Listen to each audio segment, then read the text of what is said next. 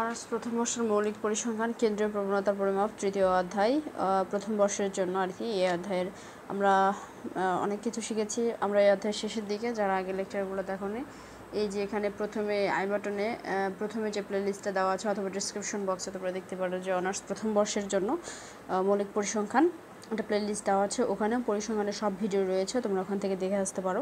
তো এর আগের দিনই আমি বিজোড় সংখ্যা নিয়ে আলোচনা করেছিলাম, মানে চতুর্থকের বিজোড় সংখ্যা। তো আজকে আমাদের আলোচ্য বিষয় যেটা হচ্ছে জোড় সংখ্যার ক্ষেত্রে চতুর্থকটা কীরকম হবে সেটা আমরা আজকে দেখব। তো প্রথমে আমরা জানি যে সূত্রের প্রয়োজন রয়েছে। সূত্র প্রথম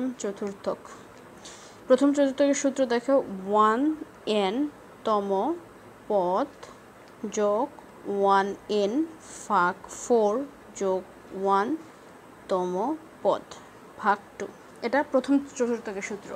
আবার দ্বিতীয় চতুর্থকের সূত্র কি? দ্বিতীয় চতুর্থক এটা সূত্র হচ্ছে 2n ভাগ 4, সরি এখানে 4 রয়েছে 2n ভাগ 4 তম পদ যোগ 2n ভাগ 4 যোগ 1 তম পদ ডিভাইডেড বাই 2।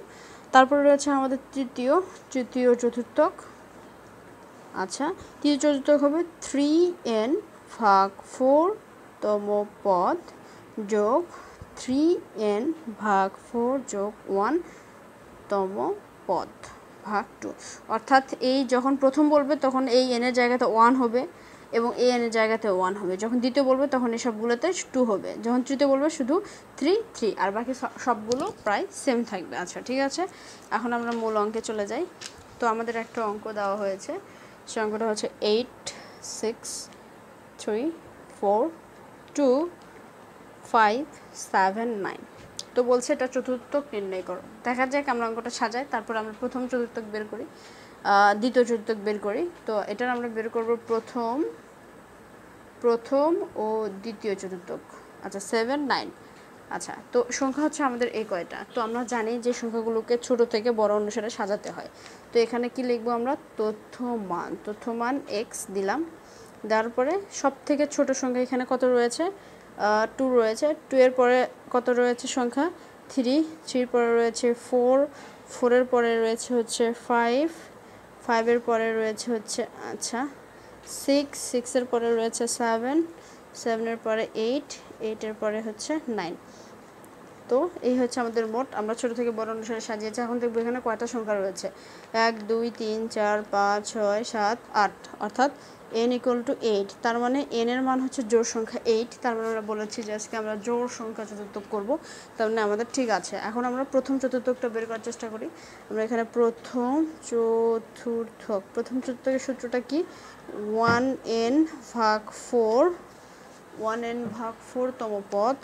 তম পদ যোগ 1n ভাগ 4 প্লাস 1 তম পদ 1n ভাগ 4 প্লাস 1 তম পদ ভাগ হচ্ছে 2।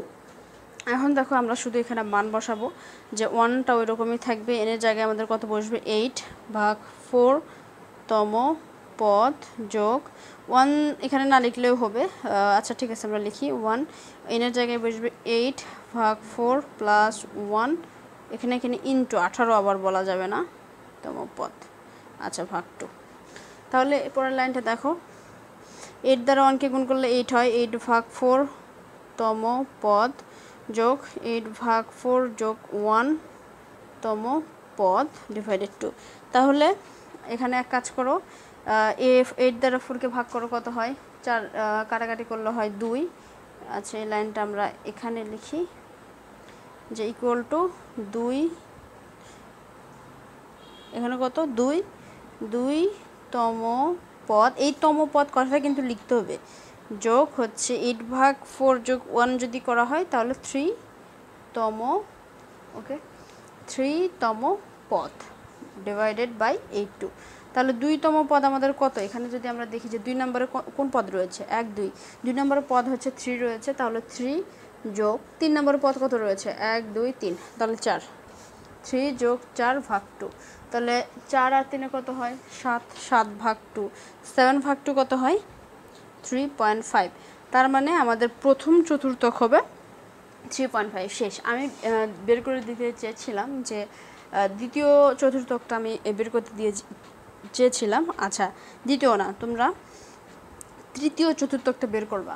তৃতীয় চতুর্থকটা বের করে আমাকে তোমরা অ্যান্সার জানাবা যে এটার অ্যান্সার কত হয়। ঠিক আছে, তোমরা কমেন্ট বক্সে জানাবা, আমি এটার সঠিক অ্যান্সার ওখানে দেওয়ার চেষ্টা করব। তাহলে আমি বুঝতে পারবো তোমরা এই বিষয়টা চতুর্থক নির্ণয় বিষয়টা বুঝেছো কি না।